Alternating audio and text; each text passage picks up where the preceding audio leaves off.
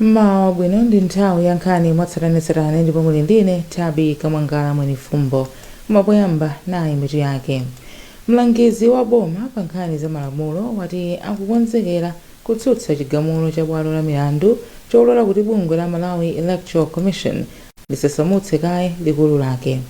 Boma latilandira zomwe bungwe la Catholic Commission for Justice and Peace lapempha mukalata yake. Ndipo munkhani zina anthu ndi magulu osiyanasiyana akupitiriza kuyankhulapo paganizo la mkulu wona za milandu ya boma lothetsa milandu ina.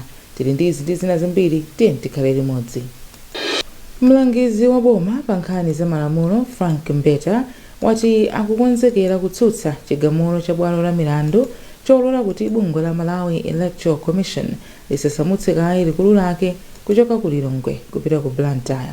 Ambeta ati kusamutsako makamaka kukuchitika pofuna kuchepetsa ndalama zomwe boma limagwiritsa ntchito poyendetsera bungweli.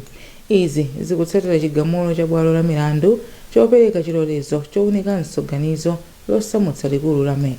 Rebecca Chimjeka Matemba wadza ndi zambiri.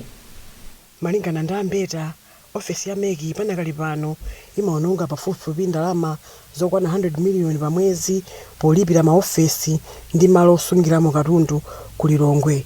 Iwo ati kugwira ntchito kuchokera Blantyre kungachepetse ndalamazi kufika pa 5 miliyoni pa mwezi. Komabe khoti lalikulu ku Lilongwe lapereka chilolezo choti nkhani iunikidwenso mwa malamulo komanso malamulo a dziko, zomwe zapangitsa kuti ndondomeko yosamutsira likulu la MEC kupita ku Blantyre liyimitsidwe kaye kwa kanthawi. Mulandu unapita ndi chipani cha Malawi Congress MCP pamodzi ndi ena omwe anakadandaula, omwe akuti kusamutsidwa kwa bungwe la MEC sikunayende ndondomeko yake.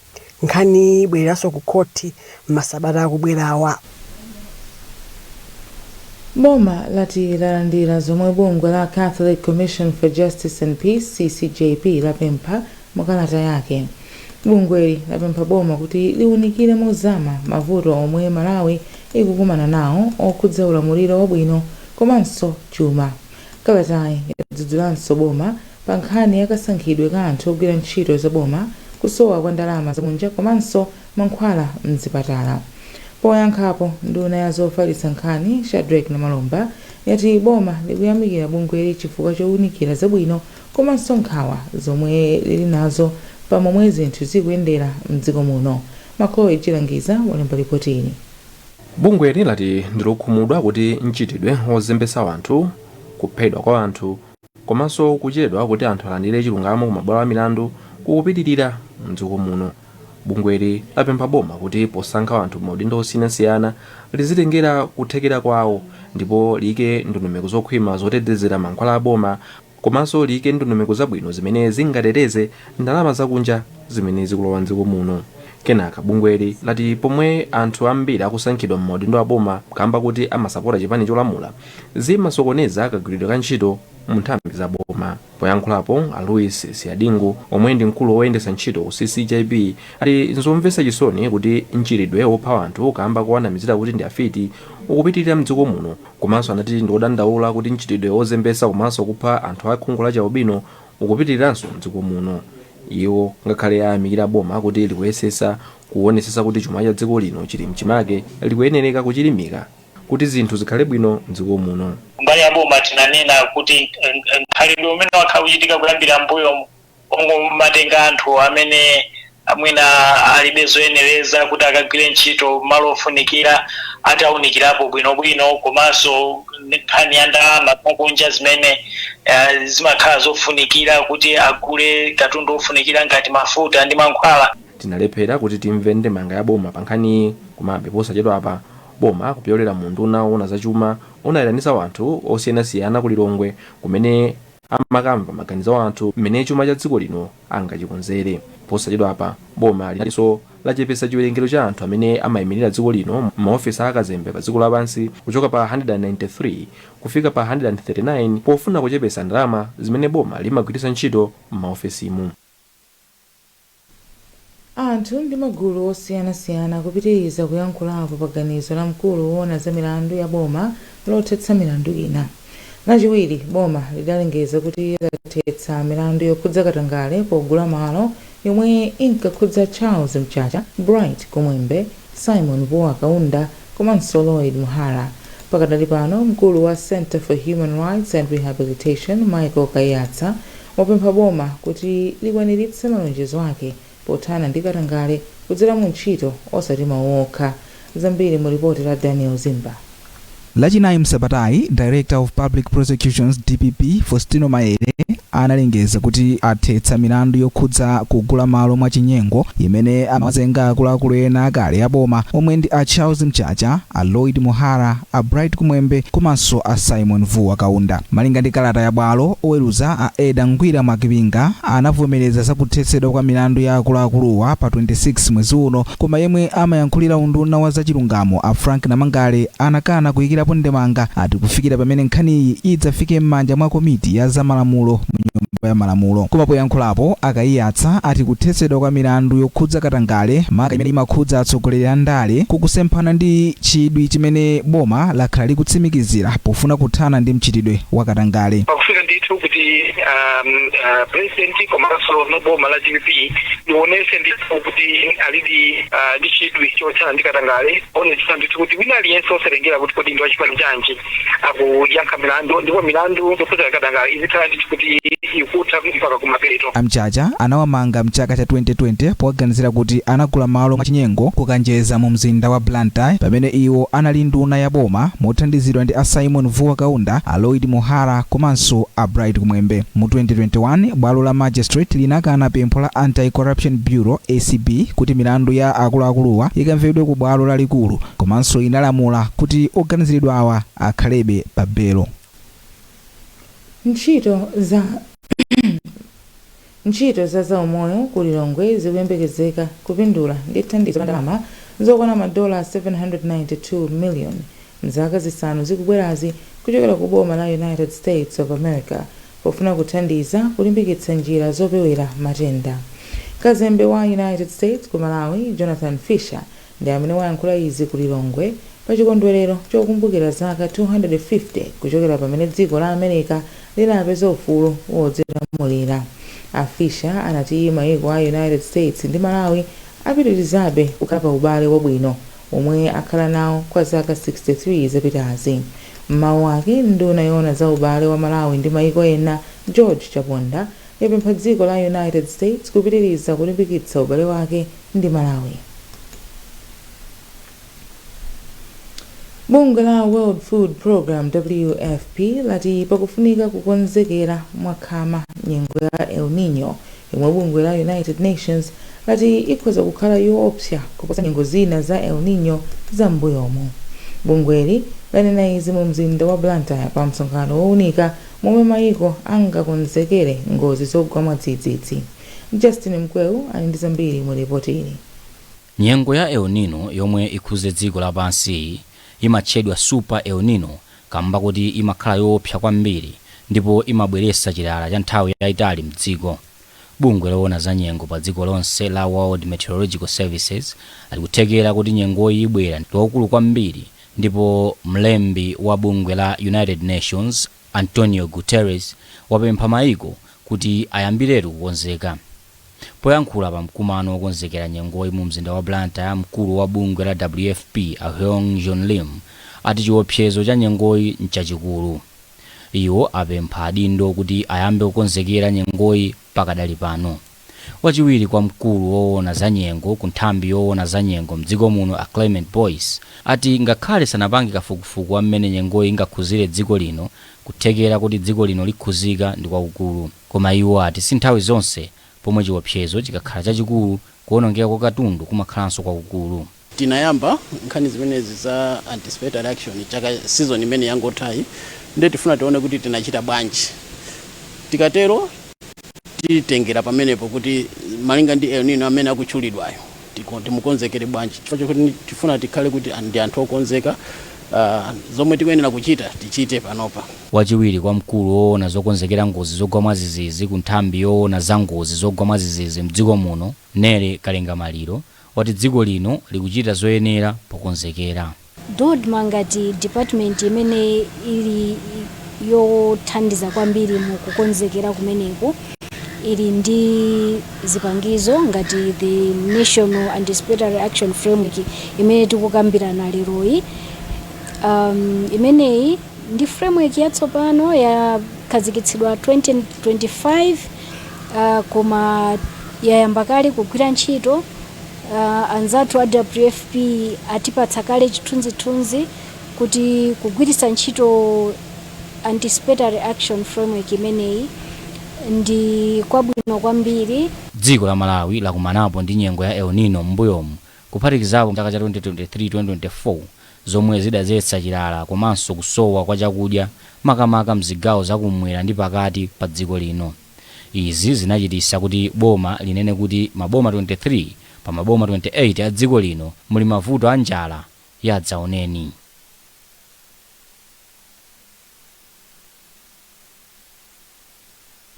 Pakadali pano dziko la Malawi likukumana ndi mavuto akulu okhudza zachilengedwe pomwe ripoti latsopano likusonyeza kuti dzikoli likutaya pafupifupi mahekitala 250,000 a nkhalango chaka chilichonse. Zotsatira izi zili mu ripoti la National State of the Environment and Outlook la zaka za 2026 mpaka 2030. Ripoti ili lakhazikitsidwa ku Lilongwe pa chikondwerero cha World Environment Day komanso International Day for Biological Diversity. Rebecca Chimcheka Matemba ali ndi nkhani yonse. Poyankhula pamwambo mu Lilongwe nduna yoona zachilengedwe Patricia Whiskys anati vuto lodula mitengo likuchititsa mantha chifukwa anthu ambiri sakutsatira malamulo makamaka onena kuti anthu asamadule mitengo chifukwa imabweretsa mavuto osiyanasiyana. Whiskys wachenjeza kuti kudula mitengo kukuchulukitsa kusefukira kwa madzi, chilala komanso matsoka ena omwe amadza chifukwa chakuvuta kwa nyengo. Zimakhudzaso anzathu a local government, zimakhudzaso anzathu a health komanso ngakhale a finance. Kotero kuti maministry angapo amene watikhale tikukhala pansi kubwera ndi strategy imodzi yoti tithandize kusintha zinthu m'dziko muno. Malingana ndi ripoti ili anthu 85 pa 100 aliwonse ku Malawi kuno amadalira ulimi, ndipo padakali pano mavuto amene alipo kwambiri ndikukokoloka kwa nthaka kufa yodula mitengo mosayenera.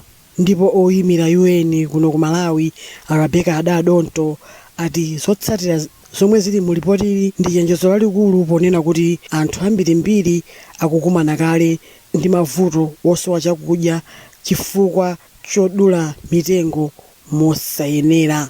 Ndipo oyimira bungwe la UNEP Cecilia Ayipira wati kukokoloka kwa nthaka kukupangitsa kuti anthu adzikolola zakudya zapang'ono komanso kutsikhala njala. Pamene patikhoza kusintha komanso mtamvetsera si responsibility ya a ministry komanso monga ife anthu tikuona chilengedwe chikuonongeka m'makuka mwathu tingathe kutani monga abayi, monga abambo, monga ma MP, monga inonso ma journalist tingapange bwanji tonse limodzi kuti ripoti imeneyi tithe mothekera kusintha Malawi. Akuluakulu a United Nations ati zotsatira zomwe zili mu ripoti ili ndi chenjezo lalikulu ponena kuti anthu ambiri ku Malawi kuno amadalira ulimi omwe padakali pano ukuvuta. Padakali pano boma komanso bungwe la UN ati aonetsetsa kunena kuti apange zinthu zothekera kuti ziwe kuyipa kodula mitengo. Tipitirize kukupatsirani nkhani izi zikatha izi.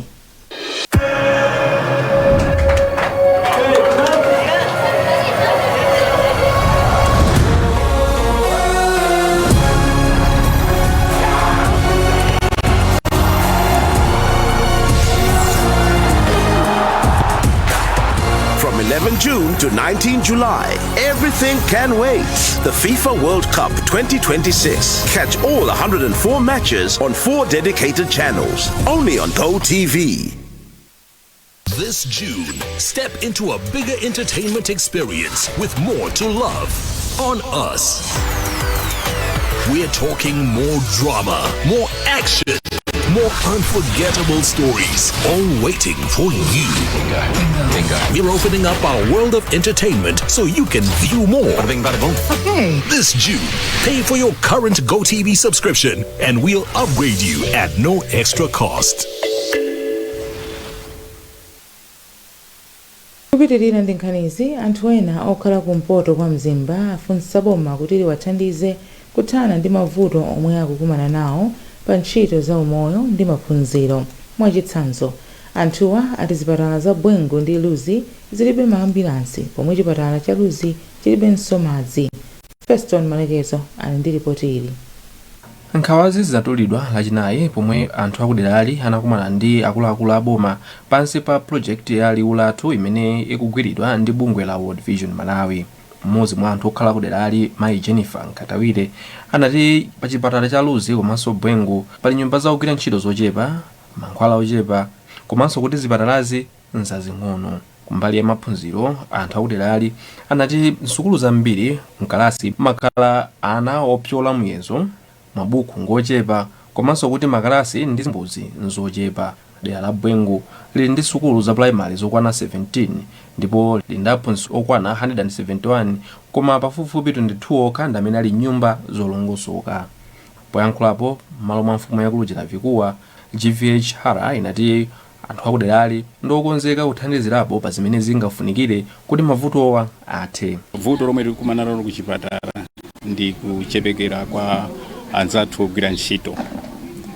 Ngakhalenso ku skulu nchimozimozi anzathu ogwira ntchito munganono aziphunzitsi chifukwa ratio ya ana ndi aphunzitsi madera ambiri ma skulu ambiri sizigwirizana. Poyankhulapo mayi Mese Ng'ambi amene anayimirira bwana mkubwa wa derali anati zina mwa zitukuko zimene zatchulidwa ku msonkhanowu zitakulandira thandizo pansi pa thumba la zachitukuko la CDF. Ngati community iwo kukhala kuti chinthucho ndi chawo atenge umwini onena kuti chinthucho chikubwera ku dera lawo ndiwo azipanga ku contribution yawo ndionena kuti ngati mafumu ali umumu contribution yawo imene angapange ndikuti pa salandi yomwe ndi yayikulu. Akati pa salandi yayikulu zikhale kwa government not to provide that chipatala, komano kwa iwo akhale kuti mbali yawo apanga.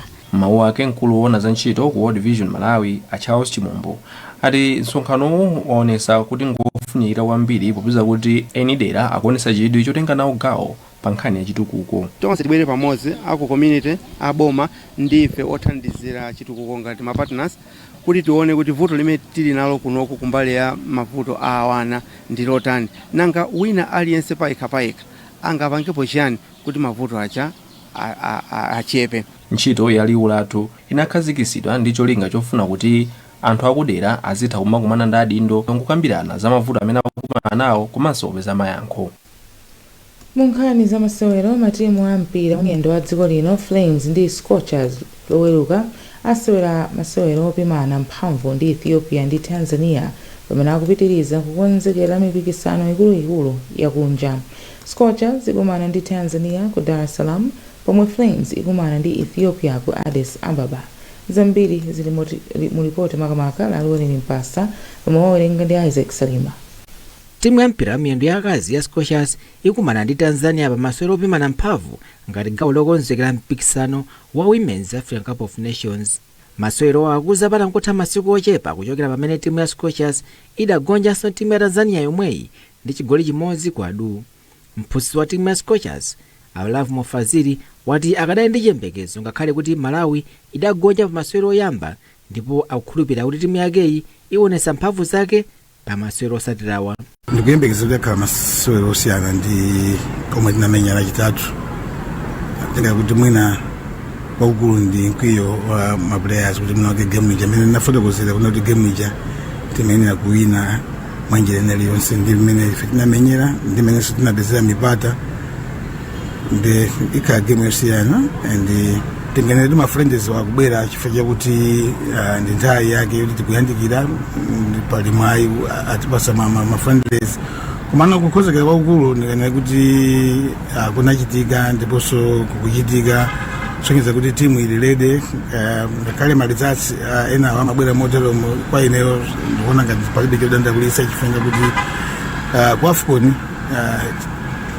tizakhala kuti chilichonse ife tili nacho. Pakadali pano Flames nayo ikuyembekezeka kusula ndi Ethiopia mu mzinda wa Addis Ababa. Mphunzitsi wa timu ya Flames Akalisto Pasuwa wati akupitirira kumanga timu ya mphamvu pokonzekera masewero odzigulira malo mu mpikisano wa Africa Cup of Nations komanso FIFA World Cup. Apasuwa ati masewerowa akupereka mwayi owunika osewera kuyesa mmene angagwirire ntchito limodzi komanso kulimbikitsa kumanga timu yawo. Anthu okonda masewero a mpira wamiyendo m'dziko muno akuyembekezera zotsatira zabwino kuchokera ku matimu onse awiriwa a Scorchers komanso the Flames pa masewero amene achitike lowerukawa. Nkhani zathu ndi zomwezi koma tisanasiyane nayi mitu yake. Mlangizi wa boma pa nkhani za malamulo wati akukonzekera kutsutsa chigamulo cha bwalo la milandu cholola kuti bungwe la Malawi Electoral Commission lisasamutsidwe kaye likulu lake. Boma latilandira zomwe bungwe la Catholic Commission for Justice and Peace lapempha mukalata yake. Ndipo munkhani zina anthu ndi magulu osiyanasiyana akupitiriza kuyankhulapo pa ganizo la mkulu woona za milandu ya boma lothetsa milandu ina. Munali ndine Tabi Kamwangala Mwanifumbo.